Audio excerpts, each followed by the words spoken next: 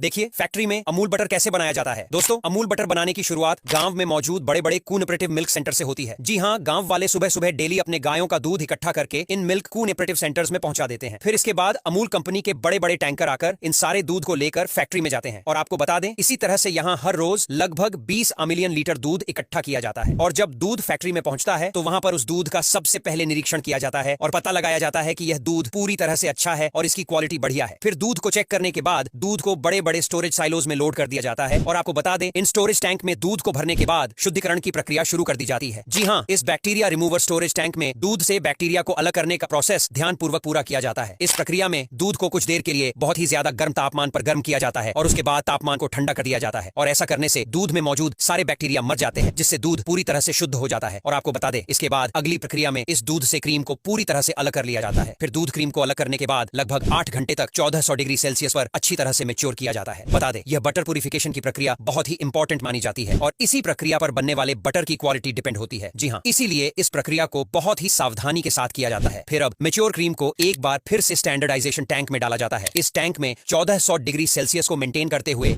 लगभग 1000 आरपीएम की रफ्तार से मशीन में बटर बनाने की प्रक्रिया शुरू की जाती है। और फिर इस प्रक्रिया के दौरान जब बटर पतला पतला होकर दूध से अलग होने लगता है तो फिर बाकी बचे लिक्विड बटर मिल्क को आगे की प्रक्रिया के लिए अलग निकाल लिया जाता है। अब इसके बाद इस बटर को वैक्यूम ब्लेंडर मशीन में डाला जाता है, जहां पर जरूरत के अनुसार इस बटर में नमक मिलाया जाता है, जिस वजह से जब हम बटर खाते हैं तो इसका स्वाद नमकीन लगता है। बता दें, नमक मिलाने के बाद इस बटर को अच्छी तरह से मिलाने के लिए मशीन में डाल दिया जाता है। और जब ये बटर अच्छी तरह से मिक्स हो जाता है तब यहाँ पर एक वर्कर बटर के सैंपल को कलेक्ट करता है, जिसे आगे चलकर लेबोरेटरी में टेस्ट किया जाता है। जी हाँ, यहाँ पर ऑटोमेटिक मशीन में रखकर इसका बहुत ही सावधानी और अच्छे ढंग से इन्फेक्शन भी किया जाता है। और इस दौरान अगर इसमें कोई भी कमी नजर आती है तो इसे वापस फैक्ट्री में भेजा जाता है, जहां पर इसे अच्छी तरह से फिर से तैयार किया जाता है। और अगर इस प्रक्रिया के दौरान यह बटर पूरी तरह से सही निकलता है और उसकी क्वालिटी बिल्कुल सही होती है तो इसे अगले प्रक्रिया यानी पैकेजिंग के लिए भेज दिया जाता है। पैकेजिंग के लिए सबसे पहले एक मशीन बटर पेपर को बिछाती रहती है। इसके बाद रेक्टेंगुलर पैकेज के अंदर इस स्मार्ट मशीन में लगे न्यूज के जरिए बटर को भर दिया जाता है। और यहाँ इसके बाद बड़े बड़े बटर के पीस को रेक्टेंगुलर शेप में काट दिया जाता है और बड़ी सावधानी के साथ बटर को बटर पेपर में रेप कर लिया जाता है। इसके बाद इसे एक मटेरियल डिटेक्टर मशीन से गुजारा जाता है। और बता दें, इस बटर में किसी भी तरह की कोई भी इंप्यूरिटीज मौजूद नहीं है, इस बात को इंश्योर किया जाता है। अब इसके बाद अलग अलग अमाउंट में तैयार किए गए पैकेट बड़े बड़े बॉक्स में भर दिए जाते हैं और कन्वेयर लाइन से होते हुए